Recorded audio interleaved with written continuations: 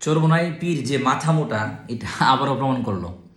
অনেকেই ভাবতেছেন যে 11 দলীয় জোটের থেকে চরমোনাই পীর বের হয়ে গেছে, এটা খুব ভালো করেছে।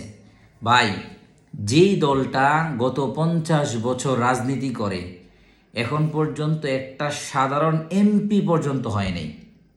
বাংলাদেশে অনেক ছোট ছোট দল আছে যে দলগুলোর আসলে কেউ নামও চিনে না, জানেও না, কিন্তু তারা কখনো এমপি হয়েছেন, মন্ত্রী হয়েছেন, একটা স্বকীয়তা আছে।